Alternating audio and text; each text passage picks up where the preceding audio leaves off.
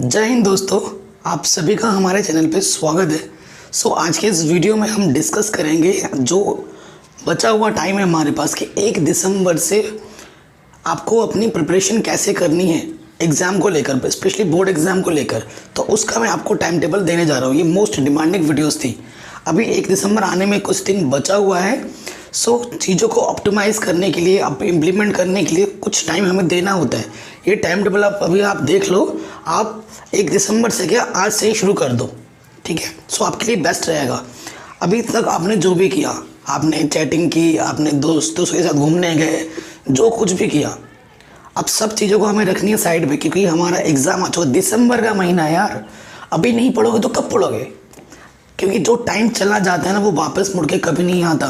जब आप एग्ज़ाम में बैठोगे और जो क्वेश्चन नहीं होंगे तो आप सोचो काश मैं उस टाइम पे पढ़ लेता। तो वो काश वर्ड आना नहीं चाहिए आपके मन में, कि वो काश चीज़ होनी नहीं चाहिए आपके मन में, ठीक है। इस काश वर्ड को हटाना है तो अभी हमें पढ़ना होगा।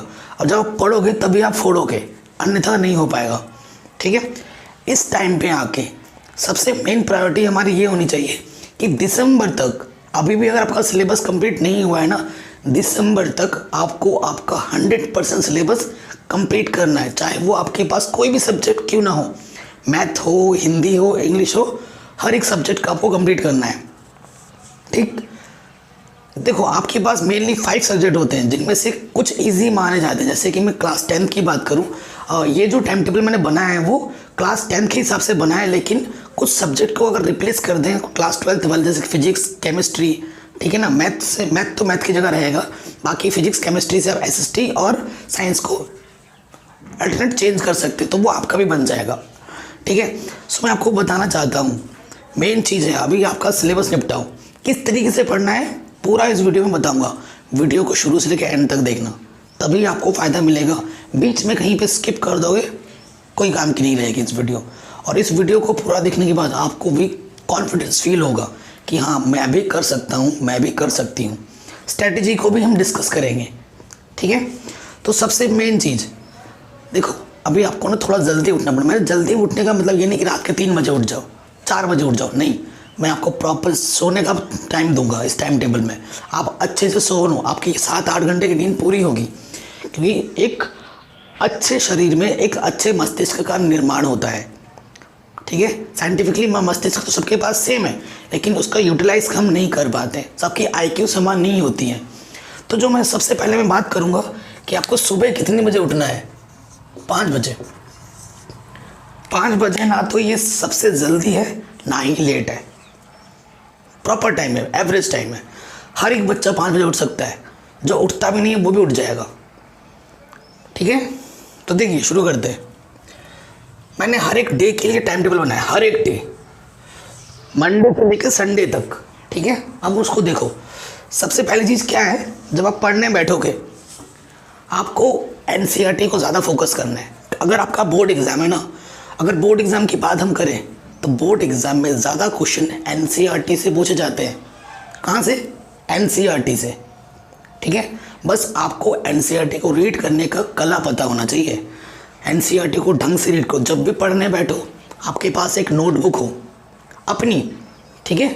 जब आप रीड करो, आपके पास एक हाईलाइटर हो, चीज़ों को हाईलाइट करो, मार्क करो। जो भी इंपॉर्टेंट कीवर्ड है, टॉपिक है, उसको नोट कर दे रहो। जो भी फॉर्मूलाज वगैरह, आप कुछ मैथ्स पढ़ रहे हो, कुछ इंपॉर्टेंट चीज़ लग रहा है, उसको लिखो और चिपका दो दीवार पे। सुबह शाम उस पर नज़र जाएगी ना, तो आपके माइंड में वो चलता रहेगा बैक एंड में, ठीक है। डेली आपको NCERT तो पढ़ना ही है अच्छे से, ठीक है। NCERT पढ़ना है। अब इस टाइम पे आके आपको जब NCERT पढ़ रहे हो तो चैप्टर वाइज आपको प्रीवियस के क्वेश्चन भी लेके चलने हैं। सिलेबस तो निपटा रहे होगे, और रिवीजन को भी हमें ध्यान में रखना है। उसके लिए भी मैंने टाइम रखा है, क्योंकि एक सक्सेसफुल स्टूडेंट या जो टॉपर का सीक्रेट होता है ना, वो होता है रिवीजन। आप चीज़ों को जितना ज़्यादा रिवाइज करोगे, आप उतना ज़्यादा सीखोगे, तो फिर आपको भूलने के जो चांसेस होते हैं उतने ही कम हो जाते हैं। और हाँ, पढ़ते वक्त आपका पोस्चर, पोजीशन बहुत इंपॉर्टेंट करता है। ये नहीं आप लेटे लेटे पढ़ रहे हो, रजाई के अंदर घुसे पड़े, क्योंकि ठंड का मौसम है, वो कर रहे हो, रजाई के अंदर घुसे पड़े हो, ऐसा नहीं करना है। प्रॉपर रजाई छोड़ के पढ़नी पड़ेगी आपको। आपके अंदर चुस्ती फुर्ती होनी चाहिए हमेशा। ये नहीं सुस्ता रहे हो, मड़ियल की तरह पड़े हुए हो, लेटे हुए हो, ऐसे किताब रख के पढ़ रहे हो, ऐसे काम नहीं चलेगा। एक्टिव रहना पड़ेगा आपको, तभी जो चीज़ें पढ़ रहे हो वो चीज़ आप सीख पाओगे। ठीक है, तो चलिए देखते हैं, स्टार्ट करते हैं। और आपके जो भी हैं बाबू सोना मोना, इनको अभी फ़िलहाल के लिए कट करो अपने लाइफ से, अगर आपको कुछ आगे बढ़ना है तो। ठीक है, अच्छा मंडे मेनली मैंने टाइम को 3 हिस्सों में डिवाइड किया, morning, afternoon and evening and night. क्योंकि मैं जानता हूँ कि सुबह 8 बजे से लेकर 1 बजे का जो टाइम चल रहा है अभी, वो आपको स्कूल को देना पड़ रहा है। क्यों? क्योंकि ऑनलाइन क्लासेस चल रही हैं। अगर चल रही तो अटेंड करो, नहीं चल रही तो उस टाइम को भी आपको यूटिलाइज़ करना है। ठीक है, आपके अकॉर्डिंग। फ़िलहाल चल रहा है, पहले स्कूल टाइम हुआ करता था तो उस टाइम को मैंने ऑनलाइन क्लासेस स्कूल के अकॉर्डिंग फिट कर दिया है। अगर स्कूल में नहीं हो रहा तो इस टाइम को आप यूट्यूब पे दे सकते हो, यूट्यूब से आप अपने अकॉर्डिंग सिलेबस के हिसाब से पढ़ सकते हो। ठीक है, अगर नहीं चल रहा है तो मॉर्निंग की बात करें। ठीक है, हाँ मैं सब्जेक्ट की बात कर रहा था। 2 टाइप के सब्जेक्ट होते हैं आपके पास, एक इजी कैटेगरी में, एक थोड़ा मीडियम या फिर टफ, जो भी बोलना चाहो। इजी जब कैटेगरी में कौन सा जाता है, जैसे कि हिंदी, जैसे कि इंग्लिश, जैसे कि आईटी, इंफॉर्मेशन फिजिकल एजुकेशन। ठीक है ना, तो इन सब्जेक्ट को बच्चे क्या करते हैं, पढ़ते नहीं हैं। आपको बताऊँ, हिंदी में भी बच्चे फेल हो जाते हैं, इंग्लिश में भी बच्चे फेल हो जाते हैं। सोचते हैं यार बड़ा आसान सब्जेक्ट है, क्या पढ़ूँ, एग्ज़ाम से पहले पढ़ लूँगा 2 दिन 3 दिन। नहीं, हर एक सब्जेक्ट 100 मार्क्स कैरी करता है। ये नहीं कि आप साइंस पढ़ोगे तो आपको 300 नंबर मिल जाएंगे, आप मैथ्स पढ़ोगे तो आपको 200 नंबर मिल जाएगा। हिंदी भी 100 मार्क्स का आएगा, इंग्लिश भी 100 मार्क्स का आएगा, हर एक सब्जेक्ट 100 मार्क्स का आएगा। ठीक है, हर एक सब्जेक्ट इक्वली इम्पॉर्टेंट है। अगर आपको अपना अच्छा मार्क आपको बनाना है, आपका परसेंटेज अच्छा करना है, तो आपको हर एक सब्जेक्ट पर टाइम देना पड़ेगा। मानता हूँ हिंदी इंग्लिश इजी कैटेगरी में, तो कम से कम दोनों को, अगर आज हिंदी पढ़ रहे हो आधा घंटा तो कल इंग्लिश पढ़ो आधा घंटा, टाइम देना है दोनों को अभी से। ठीक है, और आपको अपने सिलेबस के अकॉर्डिंग, जैसे ग्रामर पोर्शन उसको रीड करो। हिंदी में क्या हो, इंग्लिश में क्या है, जो लिटरेचर पोर्शन है ना, उसमें क्या करना है, आपको स्टोरी पता होनी चाहिए। अगर आपको स्टोरी अच्छे से पता है तो उससे कहीं से भी क्वेश्चन आपसे पूछ दे, आप आराम से आंसर दे सकते हो, है कि नहीं। तो स्टोरी पे ज़्यादा फोकस करना है, लिटरेचर पोर्शन पर। और जो ग्रामर पोर्शन है उसकी प्रैक्टिस अभी से करो। लेटर कैसे लिखना है, कैसे लेटर पूछे जाते हैं, ठीक है, मॉडल ऑक्सिलरी जो भी है उसको अभी से देखो। पिछले साल के क्वेश्चन पेपर करो, उसको भी देखना है। ज़्यादा ग्रामर पे फोकस करो, लिटरेचर पोर्शन हो ही जाता है। ठीक, सो मॉर्निंग का जो मैंने टाइम रखा है 5 से 7 बजे, जब आप मॉर्निंग में उठोगे ना, तुरंत उठ के जाओ, बाहर जाके फ्रेश हो जाओ, थोड़ा पानी ज़रूर पी लेना, उससे क्या होगा, फ्रेशनेस फील होगी। तो जब हम सो रहे होते हैं, उठ के जब उठते हैं ना सो के, तो हमारा माइंड भी थोड़ा सो रहा होता है, तो उसे एक्टिव होने में थोड़ा सा टाइम लगता है। ठीक है, थोड़ा सा टाइम लगता है। जब आप उठोगे ना, उठ के ही आपको रज़ाई छोड़नी है। पहले सबसे पहले रज़ाई छोड़ना पड़ेगा। रज़ाई छोड़ के एकदम पोस्चर आपका सही होना चाहिए। जब बैठो तो ये जो रीढ़ की हड्डी है ना, एकदम तनातन होनी चाहिए। ये वेद पुराणों में लिखा हुआ है। ठीक है, पालती मार के पढ़ के बैठोगे तो ज़्यादा अच्छा होगा। ठीक है, ये जो रीढ़ की हड्डी है, मस्तिष्क सीधा रहेगा ना, तो साइंटिफिकली भी ये प्रूफ है। तो जो आप पढ़ोगे वो आप अच्छे से पढ़ पाओगे। और हर बार पढ़ाई के बीच में आपको ब्रेक लेना है। आपका मन नहीं लग रहा है तो थोड़ा टहल के आए, ऊपर से घूम के आए, इधर से घूम के आए। ठीक है, लेकिन आपके हाथ में बुक होनी चाहिए। बुक को नहीं छोड़ना है, बुक आपके पास हमेशा रहना है। ये नहीं कि दोस्तों के साथ गप्पे मारने चले गए, ऐसा नहीं। और जो दोस्त आपको डीमोटिवेट कर रहे हैं कि ये भाई टफ है, बहुत हार्ड है, उससे कल्टी मारो। उसे बोलो भाई तू दूर हट, तेरा मेरा यहीं तक ख़त्म, क्योंकि इसमें कॉम्प्रोमाइज़ नहीं होगा। अगर यहाँ कॉम्प्रोमाइज़ कर लिया, आगे बहुत पछताओगे। ठीक है, तो सुबह उठ के आपको पढ़नी है मैथमेटिक्स। ठीक है, मैथमेटिक्स करो। मैथमेटिक्स के जो क्वेश्चन जो आपने पिछले दिन पढ़ा था उसको रिवाइज़ कर लो सुबह उठ के, कि भाई कल मैंने ये पढ़ा था, उसको मैं रिवाइज़ कर लेता हूँ, ये चीज़ ये होती है। और हाँ, मैथमेटिक्स कैसे पढ़ोगे, लिख लिख के रफ कॉपी में क्वेश्चन सॉल्व करो।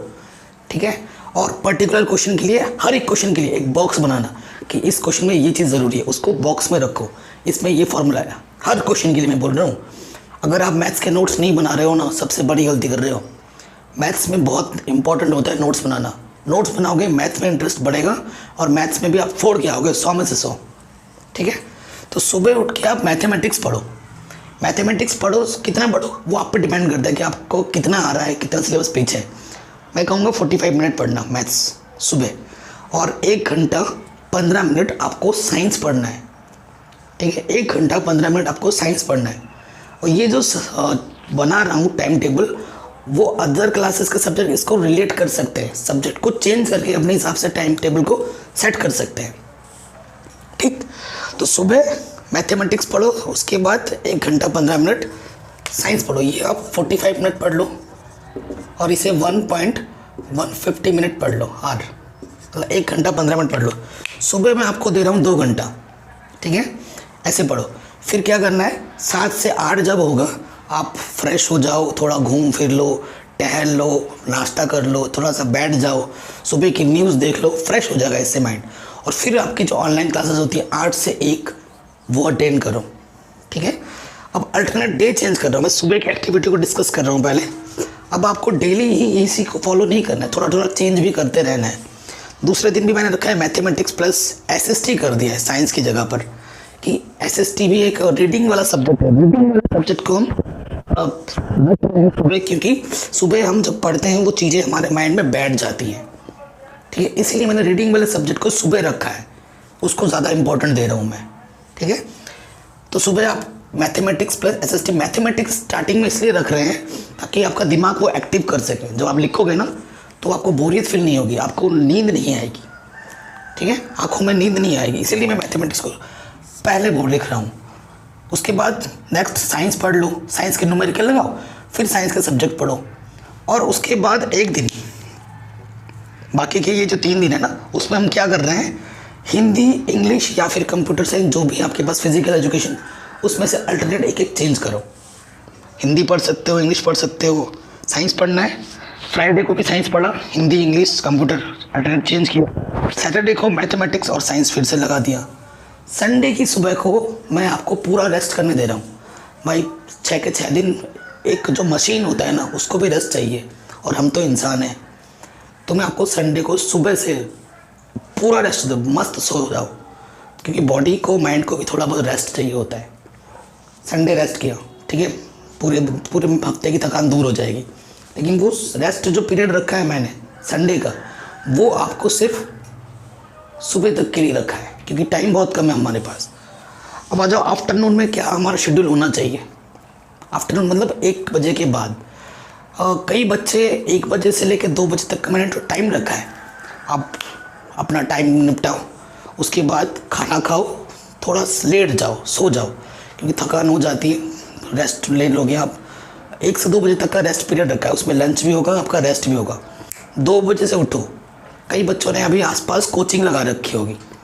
ठीक है, कोचिंग आपको 2 से 4 का रखना है।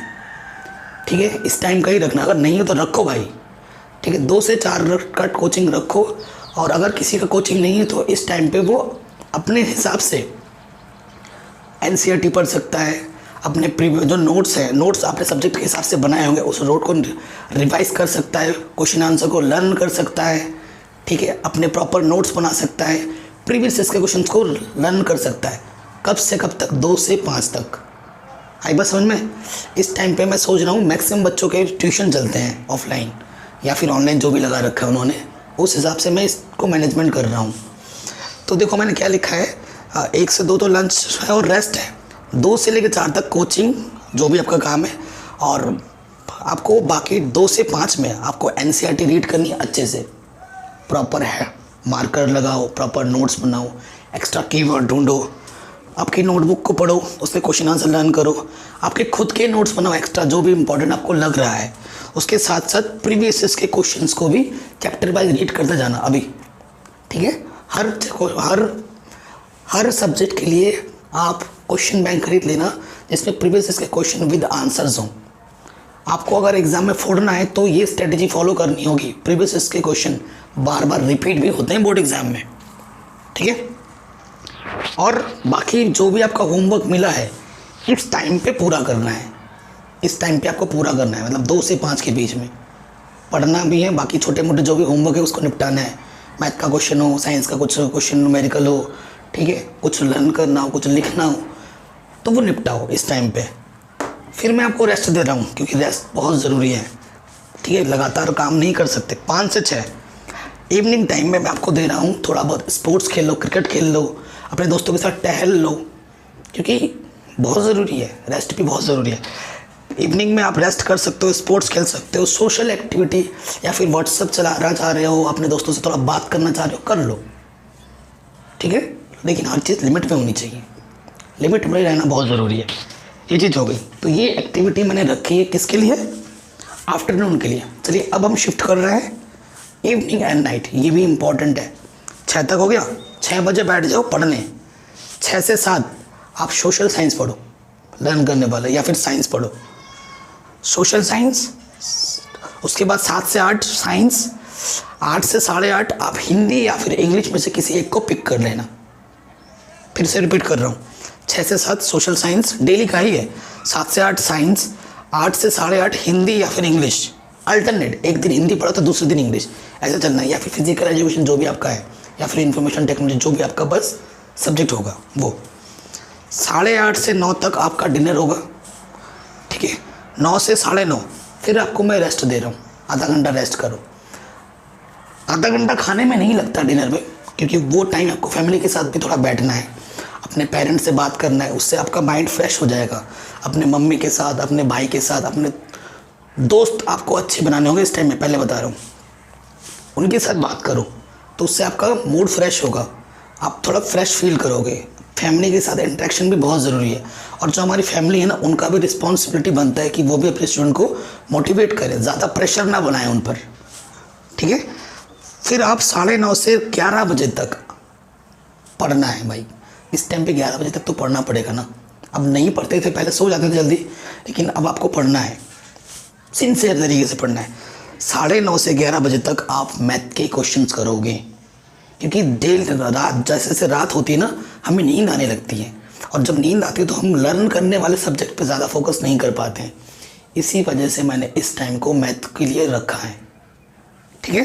तो 9:30 से 11 बजे तक आप मैथ कर सकते हो। अब 11 बजे आपको सोने जाना है, ठीक है। 11 बजे आपको सोने जाना है, 11 बजे तक पढ़ लिया। इतना टाइम टेबल डेली फॉलो करोगे ना, एग्ज़ाम में फोड़ के आओगे आप, ठीक है। अभी थोड़ा और स्ट्रेटेजी भी हम डिस्कस करेंगे इसके बाद। अब एक बहुत इम्पॉर्टेंट चीज़ मैं आपको बताने जा रहा हूँ। जब 11 बजे आप सो जाओ, ऐसे रजाई मोड़ो, तो ऐसे आंख बंद करनी है, मेडिटेशन होता है एक्चुअली, एक 10 मिनट तक, ठीक है। एक्चुअली नींद आने में 10 से 15 मिनट हमें लग जाते हैं। तो उसमें क्या करना है, आपको आंखें बंद करनी है, और दिन भर का जो भी आपने पढ़ा है हर सब्जेक्ट के लिए, अच्छा भाई मैंने आज हिंदी में ये पढ़ा था, मैंने इंग्लिश में ये पढ़ा था, मैथ, अरे सर ने ये मैथ का क्वेश्चन जब बताया था तो ये चीज़ यहाँ पर, ये क्वेश्चन इंपॉर्टेंट था, ये फॉर्मूला में लगाना था। साइंस में जब हम ये रिएक्शन कर रहे थे तो यहाँ से ये हो रहा था, वहाँ से वो एलिमेंट हो रहा था, ठीक है। ऐसे सोचोगे 10 मिनट तक, यकीन मानो आपकी जो मेमोरी है ना वो शार्प होगी, चीज़ें भूलोगे नहीं आप इससे मन ही मन में रिवाइज कर लोगे। और जब आप सो जाओगे ना, तो आपके मस्तिष्क में बैक एंड पे सारी चीज़ें चल रही होंगी, तो इससे आपका जो मेमोरी पावर है वो स्ट्रांग होगा। और इस चीज़ को मैंने अपने स्टूडेंट लाइफ में फॉलो किया है। मुझे ये चीज़ क्लास 4th में पता चली थी, जब मेरे एक व्यायाम के जो टीचर हैं, मैं शिशु मंदिर से पढ़ा हुआ विद्यार्थी हूँ, तो उन्होंने मेरे को ये गाइड दिया था, और ये चीज़ वाकई में बहुत हेल्प करती है। फॉलो करो, अगर ना हुआ ना तो आप मेरा नाम बदल देना। 2 महीने इस रूटीन को फॉलो करो और देखो आप कहाँ से कहाँ पहुँच जाते हो, ठीक है। बाकी चीज़ें तो बता ही रखी हैं, फिर से बता रहा हूँ, इसको एक बार रिवाइज कर लेना। और साथ ही साथ लास्ट के टाइम पे आपको 5 सैम्पल पेपर लेटेस्ट जो मार्केट में आए रखे हैं, बेस्ट सैम्पल पेपर करके जाना। उससे क्या होगा, आपको अपने अंदर की कमी, कितने टाइम में आप क्वेश्चन कर पा रहे हो, नहीं कर पा रहे हो, कितने में आपको सुधार की ज़रूरत है, 3 घंटे में कितना क्वेश्चन आपसे बन पा रहा है, क्या हमें और करना चाहिए, क्या कमी हमें हो, वो आपको पता लगेगा। आप डायरेक्ट जाके एग्ज़ाम में बैठ जाओगे ना, होपलेस हो जाओगे, जो क्वेश्चन आता भी वो भी छूट जाएगा। तो टेस्ट भी देना है आपको, हर हफ्ते एक टेस्ट ज़रूर देना है हर सब्जेक्ट का। और सैम्पल पेपर पूरा 5 सैम्पल पेपर आपको करने हैं 3-3 घंटे के, प्रॉपर एकदम एग्ज़ाम स्टडी जैसे नहीं रहते हैं एग्ज़ाम पेपर में, तो 5 सैम्पल पेपर आपको करने हैं हर सब्जेक्ट के, और वो आपको अपने हिसाब से टाइम को सेट करना है और उनको ट्राई करना है। अगर वीडियो पसंद आई तो हर जगह शेयर कर देना, और चैनल पर डेली वीडियो अपलोड होती हैं इस टाइप की भी और स्टडी रिलेटेड वीडियोज़ भी, आप चैनल पर जाके देख सकते हैं। अच्छी लगी हो तो लाइक शेयर ज़रूर करना, बुरी लगी हो तो डिसलाइक कर देना, कोई दिक्कत नहीं है। जय हिंद।